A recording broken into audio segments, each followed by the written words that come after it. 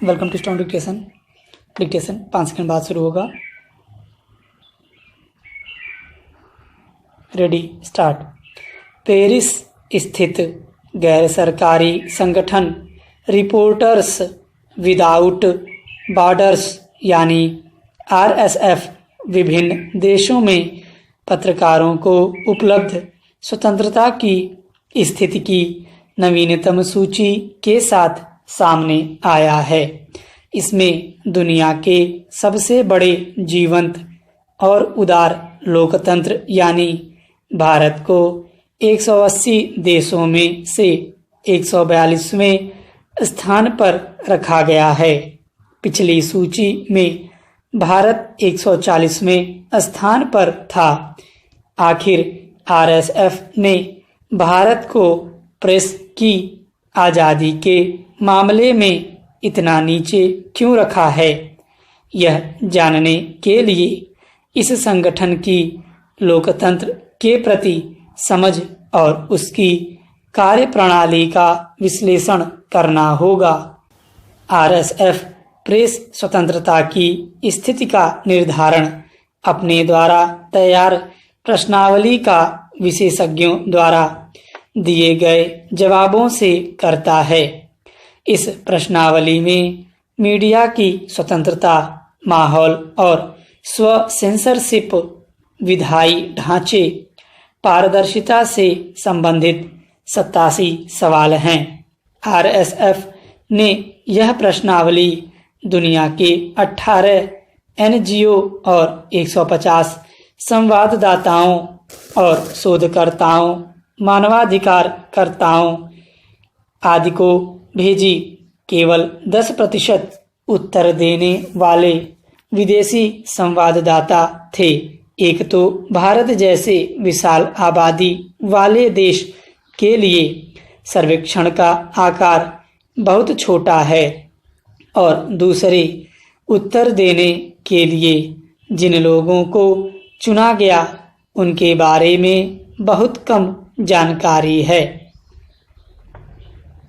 निस्संदेह बेहतर लोकतांत्रिक वातावरण स्वतंत्र प्रेस के लिए अनिवार्य है, लेकिन हैरानी की बात यह है कि RSF ने लोकतांत्रिक सरकार, अभिव्यक्ति की स्वतंत्रता, पंथनिरपेक्ष मूल्यों के प्रति संवैधानिक प्रतिबद्धता, धर्म और राज्य के पृथक्करण, कानून के समक्ष समानता के अधिकार, लैंगिक समानता आदि को कोई अहमियत नहीं दी।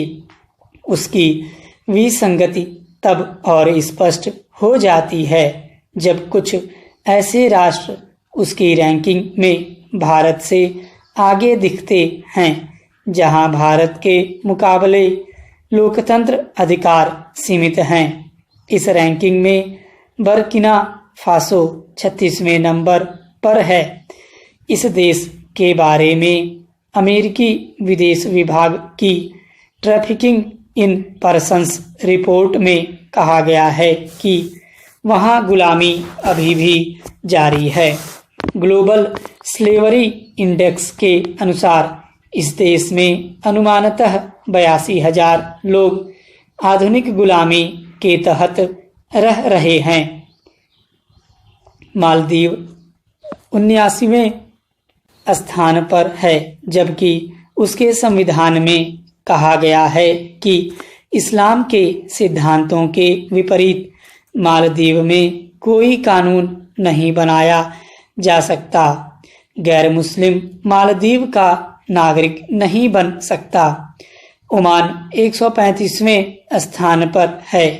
वहां के संविधान में कहा गया है कि इस्लामी शरिया कानून का आधार है। वहां लैंगिक समानता भी नहीं है, क्योंकि संविधान कहता है कि राज्य का प्रमुख मुस्लिम पुरुष होगा।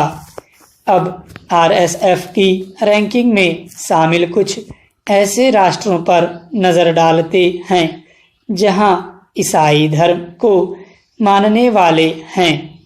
अर्जेंटीना 64वें नंबर पर है। इसका संविधान कहता है कि संघीय सरकार रोमन कैथोलिक अपोस्टोलिक धर्म का समर्थन करती है। माल्टा 81वें पायदान पर है। वहाँ के संविधान में लिखा है कि माल्टा का धर्म रोमन कैथोलिक अपोस्टोलिक है। प्रेस की आज़ादी के मामले में नॉर्वे आरएसएफ की रैंकिंग में पहले पायदान पर है, लेकिन उसके संविधान में राष्ट्र प्रमुख होने के मानदंड को निर्धारित करते हुए कहा गया है कि राजा सदैव इवेंजेलिकल लूथरन धर्म का प्रचार करेगा। कानून के सामने सब एक समान हैं का नॉर्वे में कोई स्थान नहीं है, जो कि भारतीय संविधान में अनुच्छेद 14 के तहत है।